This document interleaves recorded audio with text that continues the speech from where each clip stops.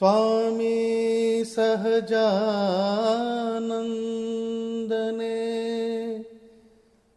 સદા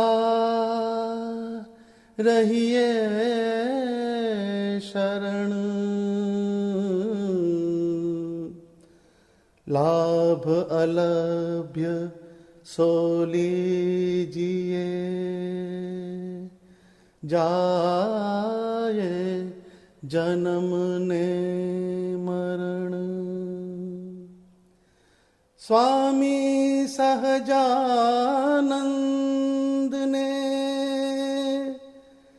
જે ચરણે સોપે શીશ, જુવે ન અવગુણ જીવના, કરે ગુના બક્ષીસ. સ્વામિનારાયણ નામનો પ્રાણી, અતિ મોટો પ્રતાપ. અંતકાળે પ્રભુ તેડવા આવે, અંતકાળે પ્રભુ તેડવા આવે, અંતકાળે પ્રભુ તેડવા આવે. સ્વામિનારાયણ આપ. ઓમ પૂર્ણ પુરુષોત્તમાય નમો નમઃ. ઓમ શ્રી હરયે નમઃ. હરિ કૃષ્ણાય નમો નમઃ. ઘનશ્યામાય નમો નમઃ. શ્રી નીલકંઠાય નમઃ.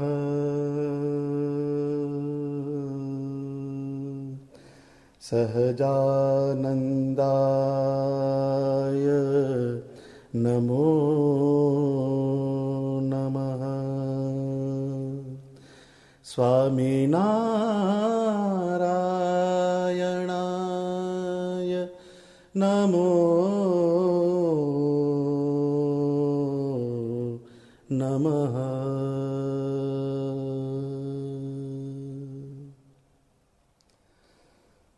ભગવાન સ્વામિનારાયણની મંગલકારી વાણીને સાંભળનાર સૌ ભક્તજનોને મારા હાર્દિક જય સ્વામિનારાયણ.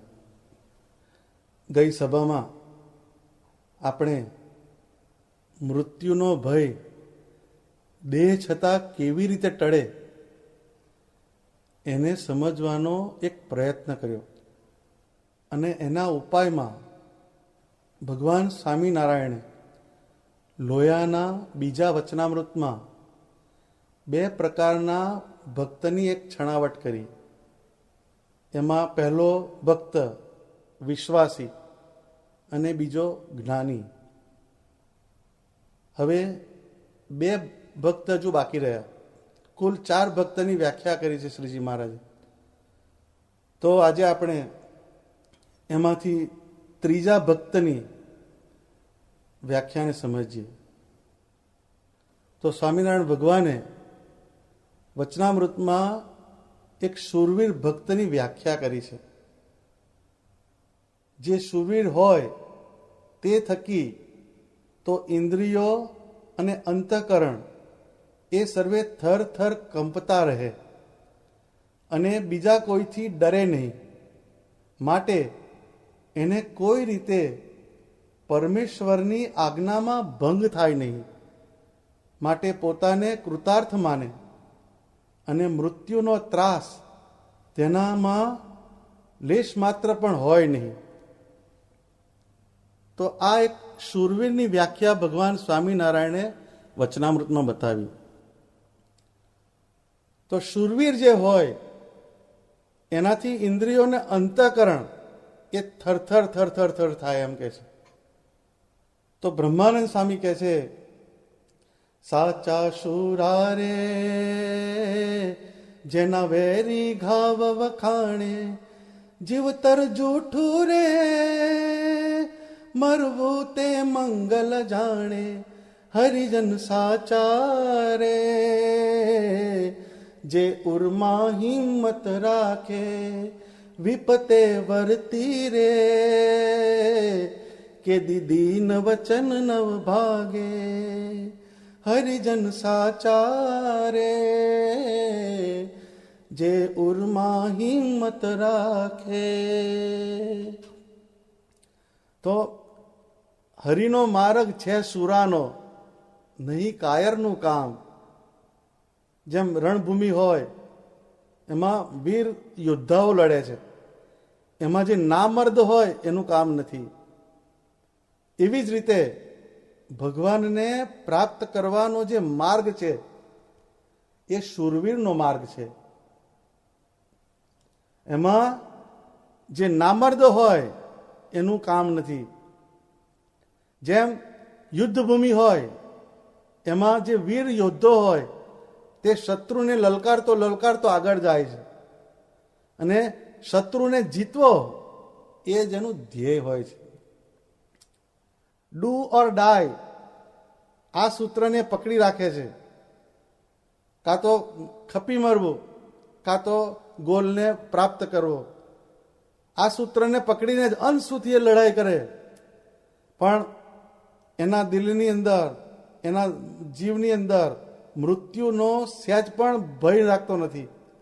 એવી રીતના જે ભગવાન સ્વામિનારાયણનો આશ્રિત હોય તેને જીવનની અંદર એનું ધ્યેય માત્ર અક્ષરધામ રાખીને અંતર શત્રુ સાથે લડાઈ લેતો અક્ષરધામ સુધી મારે પહોંચવું છે એવું એનું એક ધ્યેય હોવું જોઈએ. આ એક શૂરવીરતાના અંગની વાત છે. માટે જે શૂરવીર ભક્ત હોય તે ઇન્દ્રિયો અંતઃકરણ સાથે લડાઈ આદરે છે ને એના પરિણામે ભગવાનનું જે સ્વરૂપ છે, ભગવાનની જે મૂર્તિ છે એની અંદર એના મનની સ્થિરતા થાય છે. પણ મનના ગાઢથી એ વિચલિત થતો નથી અને ભગવાન સ્વામિનારાયણની ઉપાસના, ભક્તિ અને આજ્ઞા જે પાડવાની છે એમાંથી કોઈ દિવસ મોડો પડે નહીં. આ એક શૂરવીરતાનું લક્ષણ છે. આના પરિણામે શું થાય તો કે ભગવાનના સ્વરૂપનો એના આત્માની અંદર વાસ થાય છે અને ભગવાન સ્વામિનારાયણ એના આત્મામાં વિરાજે એટલે એ નિર્ભય બની જાય છે. જેમ આપણે કોઈ નિર્જન વિસ્તાર હોય એની અંદર રાત્રે એકલા ચાલ્યા જતા હોય, પણ આપણી પાસે જો બંદૂક હોય તો કોઈ મને મારી નાખશે એવો ડર લાગતો નથી. એવી જ રીતના આ સંસાર રૂપી અરણ્ય એટલે જંગલ, એમાં આ બધા જીવો ભટકે છે, પરંતુ જો એને ભગવાન સ્વામિનારાયણની મૂર્તિનો સંબંધ થઈ જાય, ભગવાન સ્વામિનારાયણની ઉપાસનાની દ્રઢતા થઈ જાય તો ભગવાનની મૂર્તિના નિશ્ચયના બળનો જે કેફ, એ કેફે કરીને એને મૃત્યુનો ભય ટળી જાય છે. પણ આ ભગવાનની મૂર્તિના કેફ વગર, મૂર્તિના નિશ્ચયના કેફ વગર મૃત્યુનો ભય જાય નહીં કોઈ દિવસ. એટલે બ્રહ્માનંદ સ્વામી એક બીજો પદમાં એક બહુ સરસ વાત સમજાવે છે. શૂરા જગ મેં સંત હૈ और सब लाज मजूर.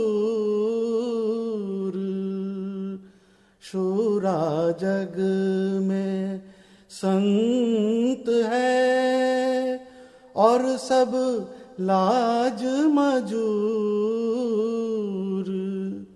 मन को कृत माने नहीं, मन को कृत माने नहीं, तन धन जानत दूर. हो जी मत वाला सोई मगरूर. एक हरि से आसक्त है नहीं जगत उर्माय. एक हरि से आसक्त है नहीं जगत उर्माय. ब्रह्मानंद गुरु वायक पर, ब्रह्मानंद गुरु वायक पर टुक टुक उड़ जाय. हो जी मत वाला सोई मगरूर. શૂરવીર કોને કહે છે કે તો કે જે મનનું કૃત્ય જે છે, મનના જે પ્રલોભન છે એને માને નહીં અને તન અને ધન એને ધૂળ સમજીને ભગવાન તરફ જે ચાલ્યો જાય એ શૂરવીર છે. બાકીના બધા કેવા છે તો કે ઓર સબ લાજ મજૂર. મજૂર જે હોય દાડિયામાં જાય અને 40-50 રૂપિયાની અંદર એનું રોજગાર ચલાવે, 12 સાધે 13 તૂટે એવી સ્ટ્રેટેજીમાં જીવતો હોય છે. એમ જગતની પ્લેનમાં જીવનારા જે જીવ છે એને મજૂરની સાથે સરખાવે છે સ્વામી. જેને એક ભગવાન સ્વામિનારાયણના સ્વરૂપમાં જ આસક્તિ છે એવો જે શૂરવીર ભક્ત હોય તેને તન, ધન અને આયુષ્ય ધૂળ સમાન થાય. એટલે એનો જે ઉપયોગ જે છે એ ભગવાનને ભજવાના માર્ગમાં કરે છે. જેમ લશ્કર હોય એમાં સૈનિકો એમના કમાન્ડરના હુકમની રાહ જોઈને બેઠા હોય છે. જેવો ઓર્ડર મળે કે તરત જ શહીદ થવાની તૈયારી સાથે બેટલફિલ્ડમાં નીકળી પડે અને તેમનું જે ધ્યેય એની પ્રાપ્તિને માટે એ મૃત્યુને પણ ભેટી વળે છે.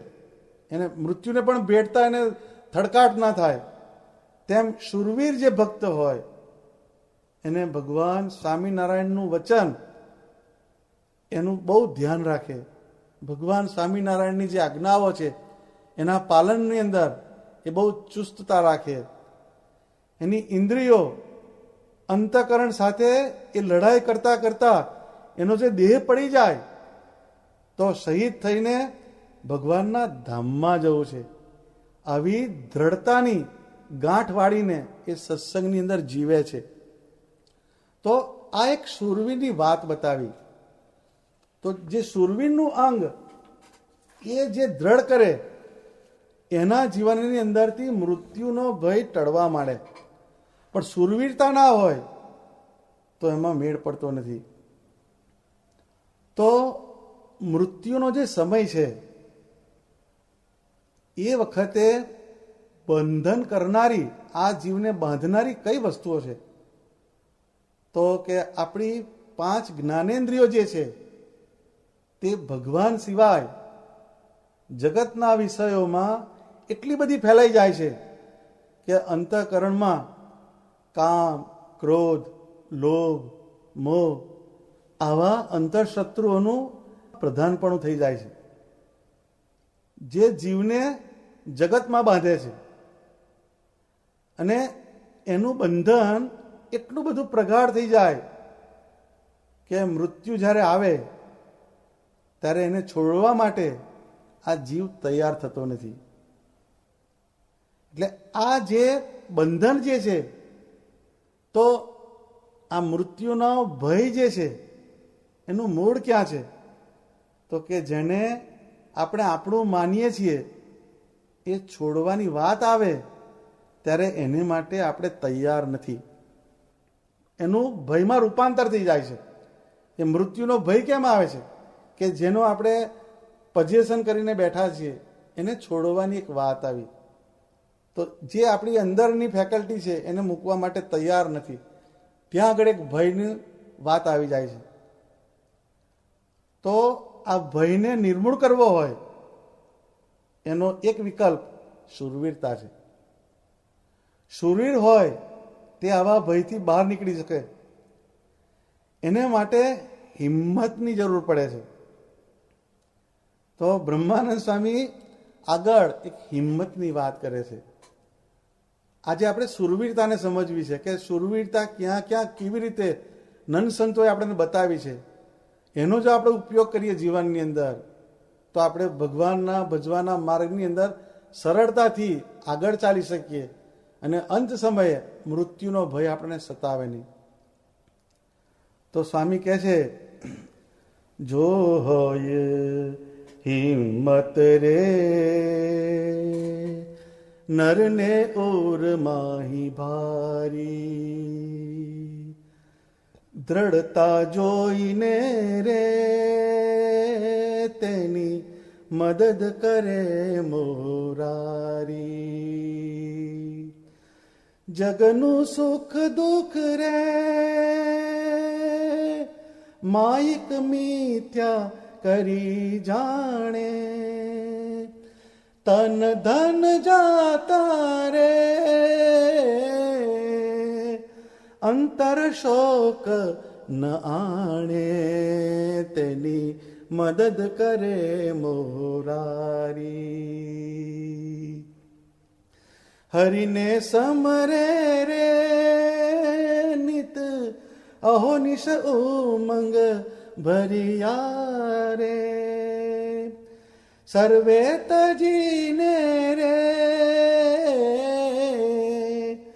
નટનાગર વાલા કર્યા, તેની મદદ કરે મોરારી. બ્રહ્માનંદ કહે રે એવા હરિજનની બલિહારી, મસ્તક જાતા રે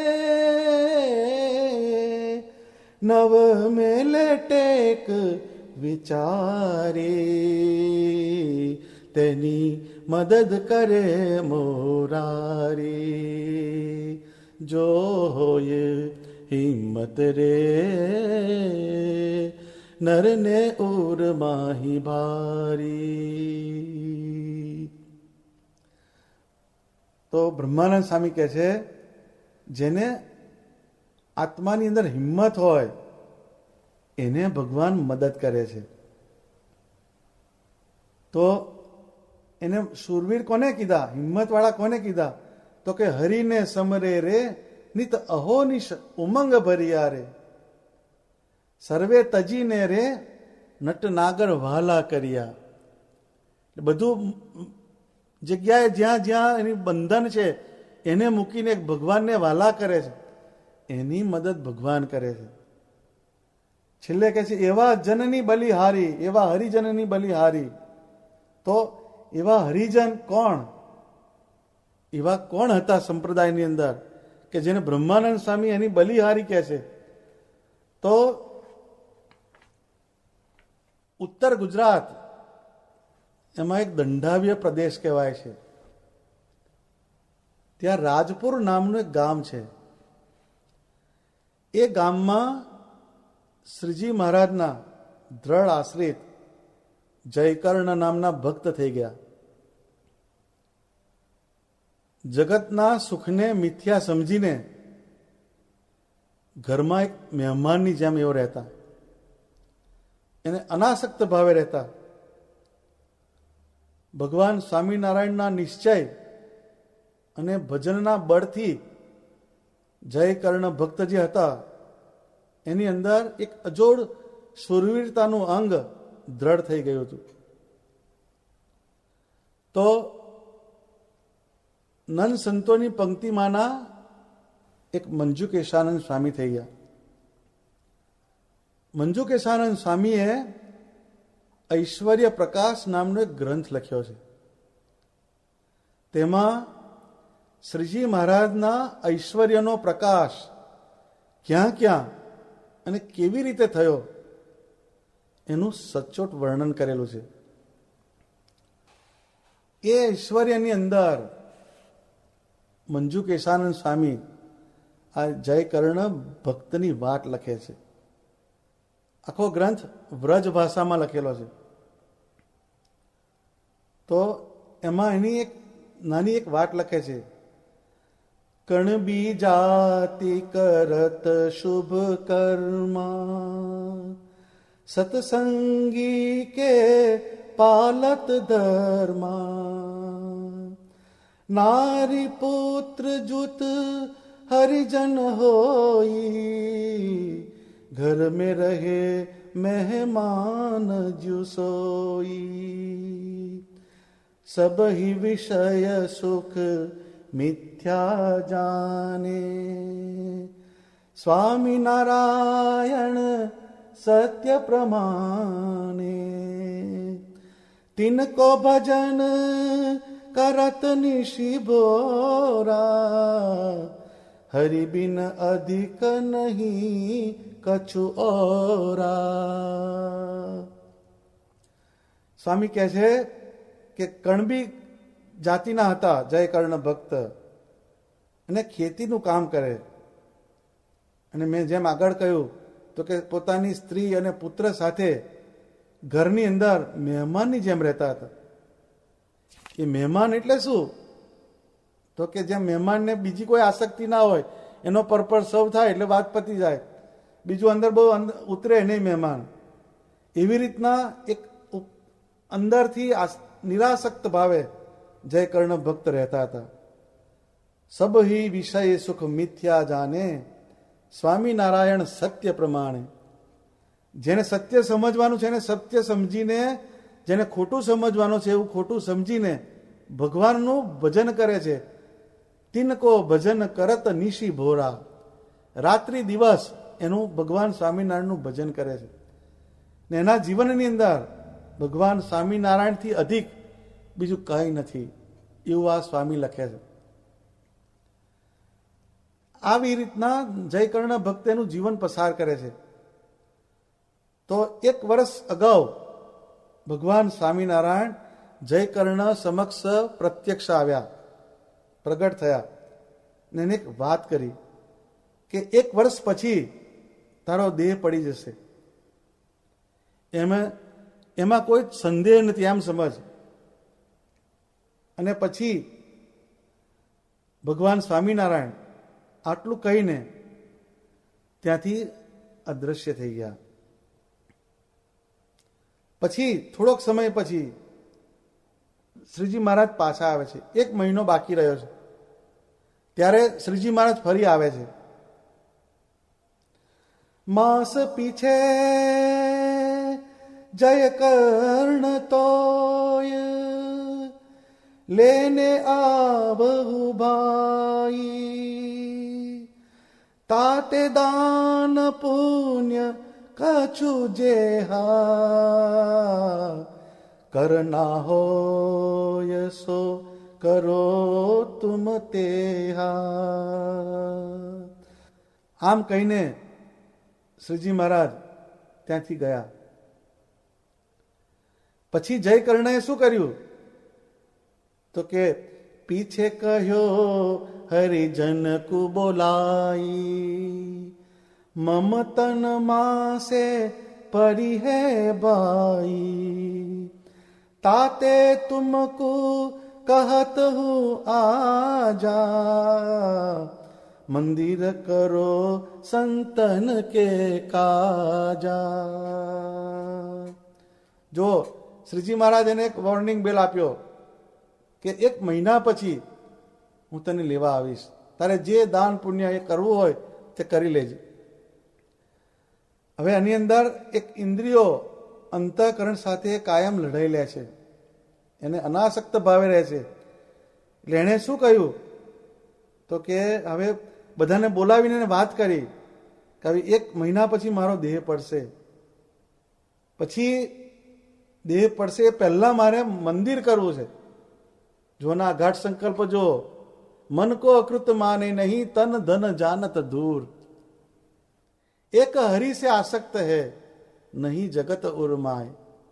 એટલે એણે એમ કહ્યું કે મંદિર કરવું છે ભગવાન સ્વામિનારાયણનું. એની જગ્યાએ આપણે હોય તો આપણે બધા વિચાર કરી લેજો કે આપણે શું કરીએ.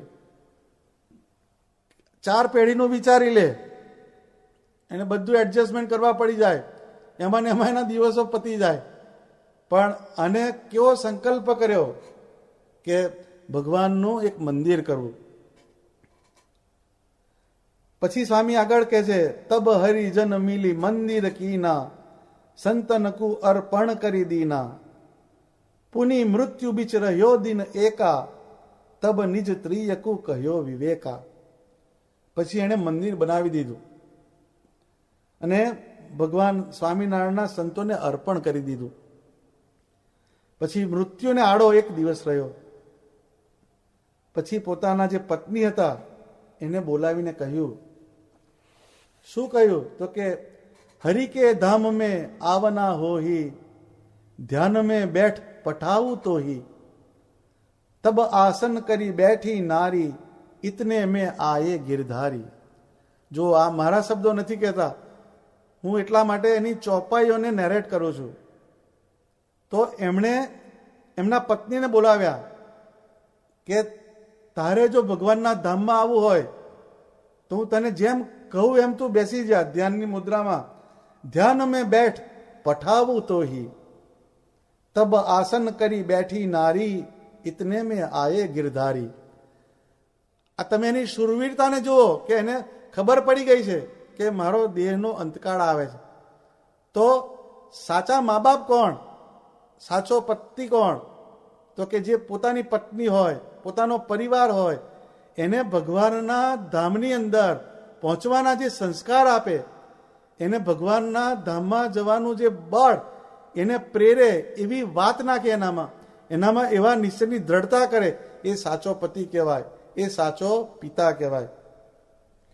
તો આ ક્યારે થાય તો કે એની અંદર શૂરવીરતાનું અંગ છે. એને મૃત્યુનો ભયને પેલે પાર જતા રહેલો છે આ ભક્ત. આ એક બહુ સરસ પરચો છે કે જે તમને કોમન જોવા નહીં મળે. તિનકો દેહ છોરાય કે લે ગયે હરિ નિજ ધામ, ધન્ય ધન્ય એસે ભક્ત કુ હરિ કો ભજત સબ જામ. એટલે જેવી જયકર્ણના પત્ની સમાધિ અવસ્થામાં એ અવસ્થાની અંદર બેઠા, પછી શ્રીજી મહારાજ ત્યાં દર્શન આપીને એને પોતાના ધામમાં લઈ ગયા. સો જય કર્ણ નારી કો દેહા, જારી કે પીછો આયો તેહા, પુનિ સબ હી જન કો કહી બાતા, કલમ મતન પરી હૈ સાક્ષાતા. તો જયકર્ણ જે છે એમની પત્નીના જે દેહ એનો અગ્નિ સંસ્કાર કરીને પછી પાછા આવે છે અને પછી કહે છે કે કલ મમ તન પરી હે સાક્ષાતા, કાલે હવે મારું પણ શરીર પડશે. કલ જાના હે સુત જુત ધામા, મોય ટેરન આઈ હે ઘનશ્યામા. એટલે પછી એમ કહે છે બધાને કે કાલે હું મારા પુત્ર સહિત ભગવાનના ધામમાં જઈશ, મને ભગવાન સ્વામિનારાયણ તેડવા આવશે. પછી જયકર્ણએ એવી વાત કરીને પોતાનો જે પુત્ર હતો એને પણ વાત કરી કે હે પુત્ર, તારે જો મારી સાથે આવવું હોય તો તું પણ તૈયાર થઈ જા. ધામ વિશે લઈ જાત દયાલા, તહજન પાવત સુખ વિશાલા. ऐसे कही जय कर्ण है जेही, पुत्र सहित तत्पर भयो तेही. तेही समय विमान को लेવું, શ્રી ઘનશ્યામ પધારે તેવું. એટલે પોતાનો જે પુત્ર છે એને પણ કહે છે કે જે સર્વનું સુખનું કારણ જે છે એવા ભગવાન સ્વામિનારાયણ એ જ્યાં રહે છે એવા સુખમય એવા અક્ષરધામમાં તને લેવા આવશે ભગવાન. ત્યાં સુખ સુખ ને સુખ છે એ વાત એને સમજાવે છે. પછી એ જે વાત કરી એને ત્યાર પછી સ્વામી આગળ લખે છે, તબ બોલ્યો જય કર્ણપુની, બડા બડા કુ બોલાય, દેખ યહ विमान तुम अब पड़ी है ममकाय. ऐसे कही सब मनुष्य को, पुत्र सहित तजो देह, सुत नारी जुत धाम में महासुख पायो ते. બધા જે હતા એની સામે જય કર્ણએ વાત કરી કે જો આ વિમાન આવે છે હવે મારો દેહ પડશે.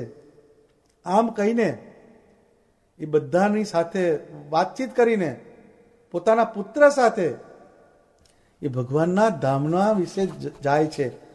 આ આખો પરચો મંજુ કેશાનંદ સ્વામીએ ઐશ્વર્ય પ્રકાશમાં લખ્યો છે.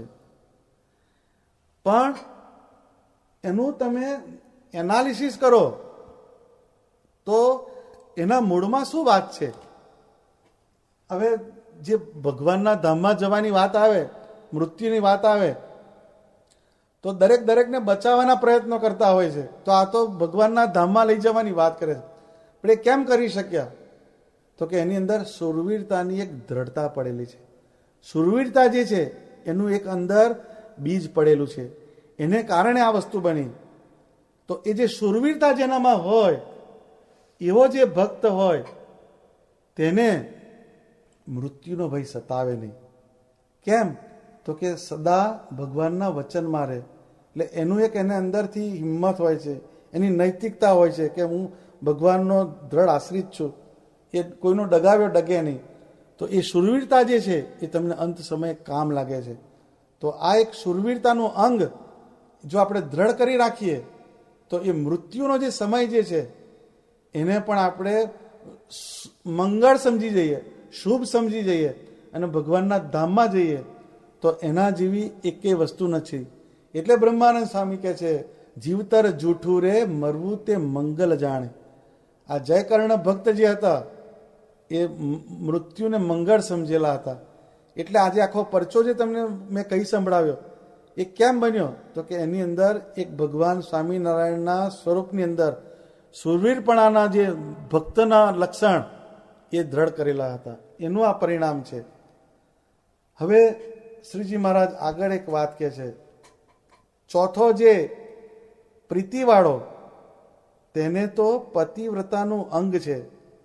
જેમ પતિવ્રતા સ્ત્રી હોય તેને પોતાના પતિ વિના બીજે ઠેકાણે વૃત્તિ ડોલે નહીં ને એક પોતાના પતિને વિશે જ પ્રીતિ રાખે, તેમ તે ભગવાનનો ભક્ત તે પતિવ્રતાની પેઠે પોતાના પતિ એવા જે ભગવાન તેને વિશે જ પ્રીતિ રાખે, માટે પોતાને કૃતાર્થ માને અને તેને મૃત્યુનો ભય પણ લેશ માત્ર હોય નહીં.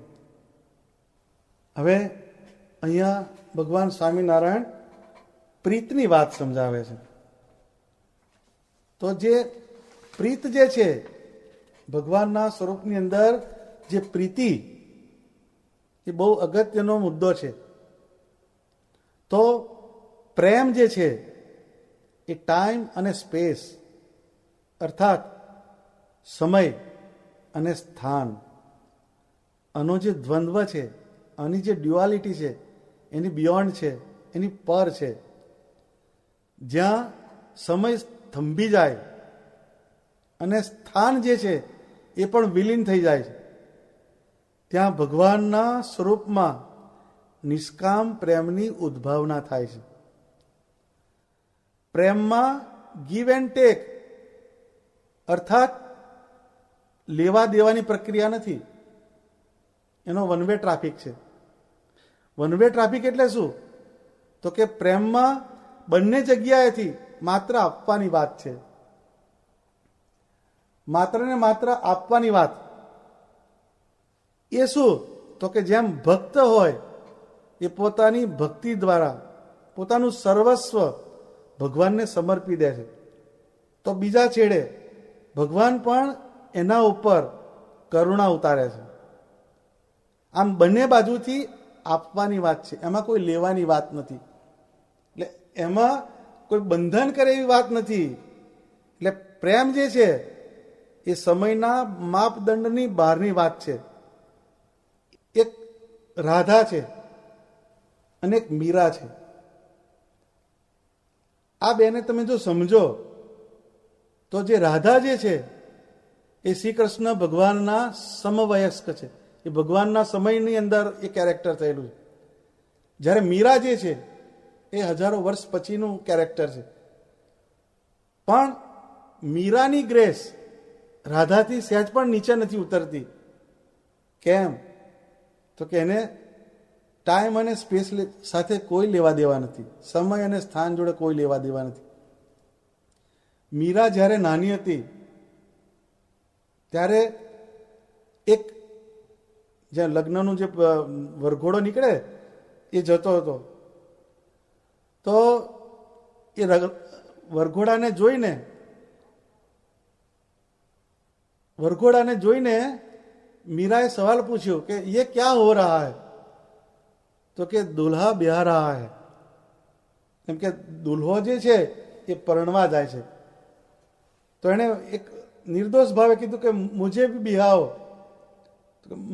મારે લગ્ન કરવું છે. કે હવે આટલી નાની ઉંમર છે એટલે પહેલા જે રમવાના જે રમકડા જે હતા એમાં પણ ભગવાનના કેરેક્ટર્સ હતા. તો એ વખતે ભગવાન શ્રી કૃષ્ણનું એક રમકડા જેવું હશે, જેમ ઢીંગલા ઢીંગલી હોય છે એવું, એ એને આપ્યું, એ તેરા દુલ્હા કહે છે. આમ કહ્યું ને પછી એને પકડાઈ ગઈ વાત. એટલે એ જે આકાર જે હતો કયો ભગવાન શ્રી કૃષ્ણનો, એની અંદર એને પ્રેમ ઉદ્ભવવા માંડ્યો અને એની અંદર એટલી પ્રગાઢતા થવા માંડી પ્રેમની.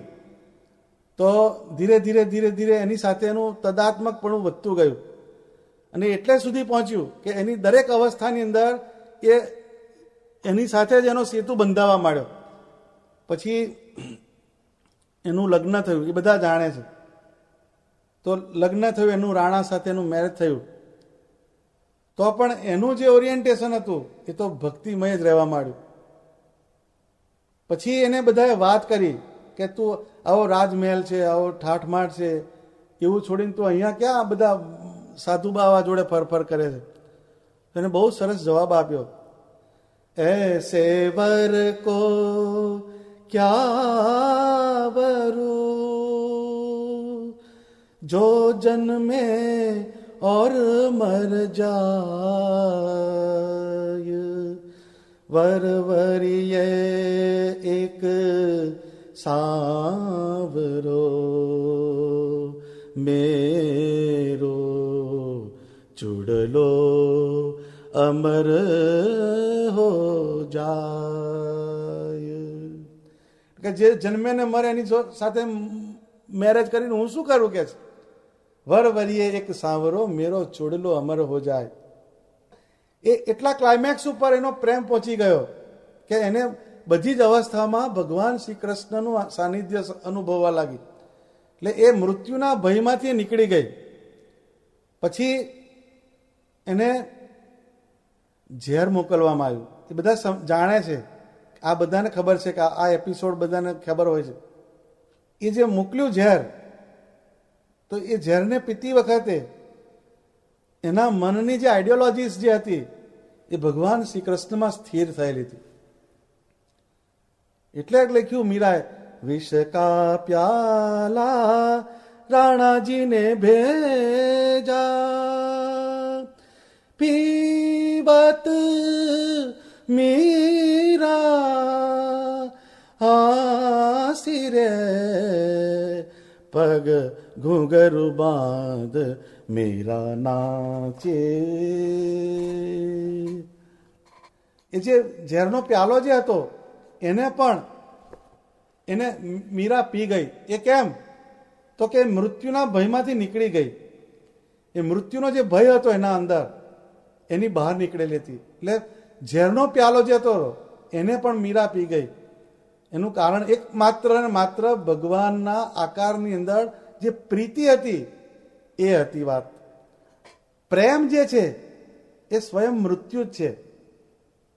કારણ કે સ્વને મિટાવવાથી જ પરમ એવા પરમેશ્વરનું દર્શન થાય છે. જ્યાં સ્વ એટલે પોતાનું પહેલાથી જ મૃત્યુ થઈ ચૂકે, પછી મૃત્યુના ભયની વાત જ ક્યાં આવે? એટલે મુક્તાનંદ સ્વામી કીધું, મર જીવાને માર્ગે જન કોઈ જાવે, પહેલું પરઠે મોત તે મુક્તા ફળ લાવે, અનુભવી આનંદમાં. મર જીવાને માર્ગે જન કોઈ જાવે, પહેલું પરઠે મોત તે મુક્તા ફળ લાવે. એટલે જે મરજીવો હોય એ ઊંડા દરિયાની અંદર એક ડાય મારે છે. તો જ્યારે ડાય મારે તો અંદર કોઈ હાર લઈને થોડો ઊભો હોય, ત્યાં તો પાણીના તળિયે જવાનું છે. એટલે ડેથ ઇઝ એસ્યોર્ડ. એ મૃત્યુની સાથે ચેલેન્જ કરીને અંદર પડે છે, એ ડાઈવ લગાવે છે. તો એ શું કરે છે? તો કે જન કોઈ જાવે, પહેલું પરઠે મોત તે મુક્તા ફળ લાવે. તો તે અંદરથી મોતી લઈને આવે છે. અને કિનારે જે ઊભા હોય એ શું છીપલા વીણે છે. એમ જે દેહભાવમાં છે, જેને પરમેશ્વરના સ્વરૂપની અંદર અનુસંધાન કર્યું નથી, જેને પરમેશ્વરના સ્વરૂપમાં પ્રેમ કર્યો નથી, એવા જે જીવ છે એ સંસારની પ્લેન ઉપર જ બધું વ્યતીત કરતા હોય છે. પણ જે દેહભાવને ભૂલાવી અને ભગવાન સ્વામિનારાયણના આકારની અંદર જેણે પોતાની વૃત્તિઓને સ્થિર કરી છે, એવો ભક્ત હોય એ ભગવાન સ્વામિનારાયણની મૂર્તિના અનુસંધાન રૂપી મોતી એને મેળવે છે. જેને પ્રીતિનું અંગ હોય તે પતિવ્રતા સ્ત્રીનું ભગવાન સ્વામિનારાયણ અહીંયા પતિવ્રતા સ્ત્રીનો એક ઉલ્લેખ કર્યો. પતિવ્રતા સ્ત્રીની જેમ એક ભગવાનના ચરણમાં અનુરક્ત રહે, એટલે ભગવાનના ચરણમાં જ એની એક પ્રીતિ રહે. શાંડિલ્ય સૂત્ર જે છે એમાં પણ નિત્યાનંદ સ્વામીની ટીકા લખી છે. તો એમાં એક વાત લખી છે કે ભગવાનના સ્વરૂપમાં અનુરક્તિ અને વિષયોમાંથી વિરક્તિ એ સાચી પ્રેમ લક્ષણા ભક્તિ છે. એ જ ગોપી ભાવનું લક્ષણ છે.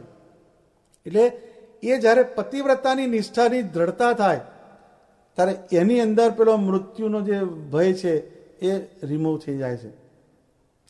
એટલે બ્રહ્માનંદ સ્વામી કહે છે, જોયું સર્વે જગત તપાસી, એક પુરુષ દીઠા અવિનાશી, બીજે અબડાની સર્વે ટોળી, 14 ભુવન લગી ખોડી, અબડા અબડાને સુપરણું, માટે બળિયાનું લીધું શરણું. કેટલી સરસ વાત કરી સ્વામીએ કે આખું જગતને તપાસ્યું મેં, કે છે એમાં પુરુષ જો કોઈ હોય તો એક ભગવાન સ્વામિનારાયણ છે. બીજે અબડાની સર્વે ટોળી, 14 ભુવન સુધી બધી અબડા છે, અબડા અબડાને સુપરણું, માટે બળિયાનું લીધું શરણું. તો નિષ્કુળાનંદ સ્વામી શું કહે છે કે નિર્ભય ચરણ છે નાથના. એક ભગવાનના સ્વરૂપમાં નિષ્કામ પ્રેમ કરવાથી નિર્ભય થવાય છે. બાકી કોઈ બી વસ્તુથી નિર્ભય થવાતું નથી. બધે જ ભયનું સામ્રાજ્ય છે. ઇન્દ્રિયો જે છે આપણી, એ જગત સન્મુખ જો જાય તો ચાલે. અંતઃકરણ જે છે એટલે મન, બુદ્ધિ, ચિત્ત અને અહંકાર, એ જો જગત તરફ જાય તો ચાલે. પણ જીવ જે છે એ તો માત્ર ને માત્ર સ્વામિનારાયણ ભગવાનની મૂર્તિમાં જ જોડાયેલો રહેવો જોઈએ. નિર્ભય પ્રાપ્તિ કોઈ જો હોય તો એક ભગવાનનું સ્વરૂપ છે. બીજે બધે જ ભયનું સામ્રાજ્ય છે, બધાને ભય સતાવે છે. તો એ પ્રીતિનું જે લક્ષણ એ ભગવાનના ભક્તને મૃત્યુના ભયમાંથી બહાર લાવે છે. સત્સંગમાં આવી કેટલીક સ્ત્રીઓ હતી કે જેને ભગવાન સ્વામિનારાયણના સ્વરૂપમાં પ્રેમ લક્ષણની ભક્તિની દ્રઢતા થયેલી છે. ને એવા ભક્તો આ સત્સંગની અંદર ઘણા થઈ ગયા છે. તો જેતપુરની અંદર એક જીવા જોશી નામના એક શ્રેષ્ઠ બ્રાહ્મણ ભક્ત હતા. એના ઘેર કડવીબાઈ નામની એક દીકરી હતી. એ કડવીબાઈને જીવા જોશીએ સત્સંગના બહુ દ્રઢ સંસ્કારો સિંચેલા હતા. અને જે ઘરનું કામકાજ કરે, કોઈ બી ક્રિયા કરે તો એની અંદર ભજન, કીર્તન એ ગાવાની એના પિતાએ એને ટેવ પાડી દીધેલી. એટલે એને પરિણામે એની અંદર ભગવાન સ્વામિનારાયણની એક પ્રેમ લક્ષણા ભક્તિ એનું દ્રઢતા થઈ ગઈ. અને ભગવાનની મૂર્તિની અંદર એનો એક સેતુ બંધાઈ ગયો. એ બધા વર્તમાન પાડે, ડુંગળી લસણ ખાય નહીં, બધા જે નિયમ ધર્મ જે છે આપણા સત્સંગના એને વ્યવસ્થિત પાડે. પછી એનું લગ્ન થયું. અને લગ્ન થયા પછી એ સાસરીએ ગઈ. હવે ત્યાં આગળ બિલકુલ રિવર્સ પેટર્ન. ત્યાં આગળ ડુંગળી ને લસણની ફૂટ છૂટ. હવે એને ડુંગળી લસણ ખાવાની નહીં, નિયમ ધર્મથી જ એને તો સ્ટાર્ટ થઈ ગયું. એટલે આ બધું ખાય નહીં એટલે પેલા જે કુસંગી જેવા જીવ એનો તિરસ્કાર કરે. અને એનો જે ધણી જે હતો એ તામસી સ્વભાવનો હતો. એટલે ખાવા પીવાની અંદર ઈરાદાપૂર્વક ડુંગળી લસણ નાખી દે અને એનો એસિડ ટેસ્ટ કરે કે હવે કેમની રહે છે એમ કે છે. કેટલા દિવસ ખાતી પીતી નથી જોઉં કે છે. એટલે આમને આમ ઘણી વખત 2-4 દિવસ સુધી ખાધા પીધા વગર એના દિવસ ગુજરવા માંડે. પણ આ વસ્તુ કેવી છે કે જેને ભગવાનના સ્વરૂપની ફેન્ટસી છે, જેને ભગવાનના સ્વરૂપનો નશો છે, એને આ બધી વસ્તુઓ અડતી નથી. પણ આ જે કડવીબાઈ જે હતી એનું આખું એને એક માઇન્ડ એને ફિક્સ કરી દીધું કે અખંડ એ ભગવાનના ભજનની અંદર એનું વૃત્તિઓના જોડી રાખે અને દેહના દુઃખથી કોઈ દિવસ મૂંઝાય નહીં. અને પોતાની જે ટેક એની અંદર ખામી આવવા દે નહીં. અને ભગવાનના ભજનની અંદર એનો અલૌકિક આનંદ એને જે માણતી. એના જે સાસરિયા જે હતા એને સત્સંગ મુકાવવાનો બહુ પ્રયત્ન કર્યો, પણ એને ટક્કર આપી નહીં. એને ટક્કર ઝીલી ને એને સત્સંગ છોડ્યો નહીં. અને જેમ ધીર વીર યોદ્ધો હોય એવી રીતના અને જીવના જોખમે સત્સંગ પાડે. હવે એ ક્યારે થયું કે એને કેટલું ભગવાનના સ્વરૂપમાં પ્રીતિ હોય તો થાય, નહીં તો આ પોસિબલ નથી. હવે આવી રીતના એ બધી ક્રિયાને કરે. એક દિવસ એ સીમમાં છાણા વીણવા ગયા. ત્યાં એને પોતાની હંમેશની ટેવ હતી એ પ્રમાણે ભગવાનની મૂર્તિને સંભાળી અને અંદરથી એકદમ પ્રેમથી, અંદરની ઉર્મિઓની ઉત્કંઠાથી છાણા વીણતા વીણતાના એ કીર્તનો બોલવા માંડ્યા. હવે એ જે કીર્તનો બોલે છે તો એ ભગવાનની વિશુદ્ધ ભક્તિ છે આ કીર્તનની અંદર. એટલે ભગવાન એના પ્રેમને વશ થઈ અને ત્યાં પ્રગટ થયા. અને એની પાછળ ને પાછળ ફરે છે. જ્યાં ચાણા વીડે તો એની પાછળ ફરે છે. તો ભક્તિની એક એવી અવસ્થા છે કે જ્યારે શરૂઆતની અંદર જે ભક્ત હોય એ ભગવાનની પાછળ ફરે છે, પણ એના પ્રેમની, એના પાતિવ્રત્યતાની જે એવી એક ક્લાઇમેક્સ આવી જાય છે, એવી એક ઊંચાઈ આવી જાય છે, જ્યારે ભગવાન એની પાછળ ફરે છે, આખી વાત રિવર્સ બની જાય છે. એટલે પ્રેમાનંદ સ્વામી કહે છે, મોહન છેલને લગાયા મોસુ ને હેરા. કેટલી ઊંચી વાત છે કે ભગવાન સ્વામિનારાયણે મને પ્રેમ કર્યો, એમ કે છે. હું તો પ્રેમ કરું જ છું, પણ આ મને પ્રેમ કર્યો, એમ આ જે કડવીબાઈ જે છે એની પાછળ પાછળ શ્રીજી મહારાજ જાય છે અને એના કીર્તનો સાંભળે છે. પછી પ્રસન્ન થઈને ભગવાન એની સામે આવ્યા, તો એની બંને હાથની જે બંગડીઓ હતી એનો એક ખણખણાટ થયો. એ જોઈને શ્રીજી મહારાજ બોલ્યા કે જેને ભગવાન ભજવા હોય તેને વળી આ તાલ શા કામના? શ્રીજી મહારાજનું આ એક વચન એને સાંભળ્યું અને તરત એને એ બંગડીઓને ત્યાં ફેંકી દીધી. પછી ભગવાનને પગે લાગે છે અને શ્રીજી મહારાજે એને જે દર્શન આપ્યા એનું એક અંદરથી એક એને એકદમ શાતા અનુભવી, એને અંદરથી એકદમ ટ્રાન્ક્વિલિટી અનુભવી, એકદમ બ્લિસફુલ એનું કોન્શિયસનેસ હોય એવી અંદરથી એને ભગવાનની અનુભૂતિ થઈ. એવા ભગવાનના આનંદમાં ને આનંદમાં એ ઘેર ગયા અને ઘેર એને એ જ ફેન્ટસીમાં ફરીથી ભગવાનનું ભજન ચાલુ કરી દીધું. આ જોઈને એનો પતિ જે હતો એ ક્રોધે ભરાયો અને એટલો બધો એ કંટાળી ગયેલો અને એટલો બધો અંદરથી ફેડ આઉટ થઈ ગયેલો, એટલે બોલવા ખાતર એ બોલી ગયો કે આથી તું મારે મા બેન જેવી શકે છે. આટલી એક વાત બોલી ગયો.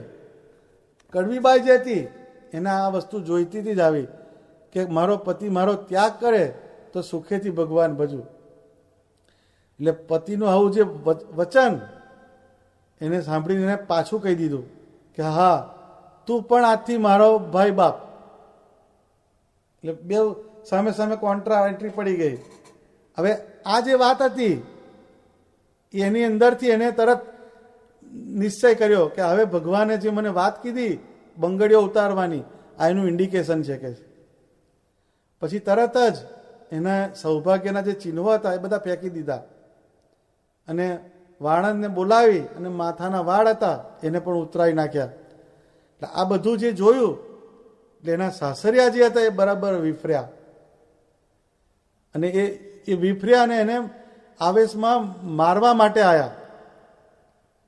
એટલે આ જે ગામનો જે દરબાર હતો, સત્સંગી હતા, એટલે એને કોકે વાત કરી કે પેલા કડવીબાઈને એના સાસરિયા મારવા તૈયાર થઈ ગયા છે કે. એટલે તે ત્યાં ગયા અને એને ઉઘાડી તરવા લઈને ત્યાં ઊભા રહી ગયા. એટલે પછી કોઈથી આગળ પ્રગતિ થઈ શકી નહીં અને પછી એ બધા તેમના ઘેર જતા રહ્યા. પણ રાત્રે આ જે કડવીબાઈ જે હતા એને ભગવાન સ્વામિનારાયણની માનસી પૂજા કરી અને મહારાજને પ્રાર્થના કરી કે મહારાજ તમે મને આ દોજકમાંથી બહાર કાઢો, કે તમારા સ્વરૂપનું મને સુખ આપો કે છે. એટલે શ્રીજી મહારાજે એક દર્શન દઈને એક વાત કીધી કે તું ચિંતા કરીશ નહીં, કાલે ઉપરવાસમાં ઘણો વરસાદ થશે અને ભાદર નદીમાં પૂર આવશે કે. એટલે બપોર પછી નદી કિનારે જઈ અને અમારી મૂર્તિને સંભાળજો, એટલે તરત અમારી મૂર્તિ તમને દેખાશે અને પછી એ મૂર્તિની પાછળ પાછળ ચાલી અને નદીના પૂર સોસરવા થઈ સામે કાંઠે નીકળી જવાશે. આમાં તને કઈ હરકત થશે નહીં, આવી વાત કીધી. પછી આ જે કડવીબાઈ જે હતા, મહારાજ તો આટલું કહીને અંતર ધ્યાન થઈ ગયા, એના અંતરની અંદર આનંદ આનંદ થવા માંડ્યો અને શ્રીજી મહારાજના કહેવા પ્રમાણે વરસાદ થયો. પછી એની સાસુને એને વાત કરી કે હું પાણી ભરીને આવું છું કે છે. એમ કહી અને ઘડો લઈને એ બાઈ ગામને પાદરે ગઈ અને નદી આગળ ગયા તે ઘડીએ પૂર આવ્યું હોય એટલે ઘણા ગામના લોકો હોય. કડવીબાઈએ શ્રીજી મહારાજનું સ્મરણ કર્યું. એ સ્મરણ કર્યું એટલે એમાં એને મૂર્તિ દેખાઈ. એ શ્રીજી મહારાજના કહેવા પ્રમાણે આ વસ્તુ થઈ ગઈ. પછી એ મૂર્તિ આગળ ચાલી એટલે એ કડવીબાઈ પણ પાછળ ને પાછળ ચાલવા માંડી. એટલે બધા જે માણસો જે હતા એને કોકે જોયું કે આ દૂર કોઈક બાઈ તણાતી જાય છે, બાઈ તણાતી જાય છે. પણ ધીરે ધીરે ધીરે ધીરે ધીરે કડવીબાઈ ચાલતા ચાલતા ચાલતા આગળ નીકળી ગયા ને આગળ ગયા તો એને બે પાર્ષદો દેખાયા. એની સાથે થોડું ચાલ્યા અને પછી વેલમાં બેસી અને શ્રીજી મહારાજ પાસે ગઢપુર ગયા. શ્રીજી મહારાજે એ કડવીબાઈને જીવુબા અને રાજબાઈ સાથે રાખ્યા અને એનું જે કડવીબાઈ નામ હતું એને બદલીને એનું નામ રામબાઈ આપ્યું. આ રામબાઈએ પછી ત્યાગ અને તપ પરાયણ જીવન પર્યંત જીવન જીવીને અને શ્રીજી મહારાજનું અખંડ ભજન કર્યું. આ વસ્તુ થઈ શા માટે? તો કે એનામાં ભગવાન સ્વામિનારાયણને વિશે પ્રેમ લક્ષણાની જે ભક્તિ એની ઉત્કટતા હતી, ભગવાનને વિશે પતિવ્રતાની જે નિષ્ઠા હતી એની દ્રઢતા હતી. એને કારણે અને આટલો બધો મારવા આવ્યા, પાણીમાં પડવું એટલે તો મોત દેખાય, પણ એનો પણ ભય થયો નહીં. કેમ? તો એક જે પરમાત્માના સ્વરૂપની અંદર જે પ્રેમ છે એ એને ત્યાં લઈ ગયો. એટલે ભગવાનના સ્વરૂપમાં જે પ્રેમ કરીએ છીએ એ તમને અક્ષય પદ તરફ દોરી જનારી વસ્તુ છે. અક્ષય એટલે જેનો ક્ષય ના થાય, જે નિર્ભય છે એવી વસ્તુ. પ્રેમની મસ્તી એવી છે કે જેમાં મૃત્યુનો વિષાદ, જેમ સવારનું ઝાકળ સૂર્ય ઉગીને ઉડી જાય તેમ એ વિષાદ દૂર થઈ જાય છે. ભગવાનના સ્વરૂપમાં મહાત્મા જ્ઞાને સહિત જે નિષ્કામ પ્રેમ ભક્તિ એ જ મૃત્યુના ભયથી મુક્ત થવાનું એકમાત્ર સાધન છે. એટલે બ્રહ્માનંદ સ્વામી બહુ સરસ વાત કહે છે. શ્યામ સુંદર રંગ ભીને ધન્ય સોઈ, શ્યામ સુંદર રંગ ભીને શ્વાસોચ્છ્વાસ ભજન જડ લાગી, તૂટણ દે તન દોરા, નાથ છબી નैनन में राखे, जैसे चंद चकोरा, धन्य सोई श्याम सुंदर रंग भीने.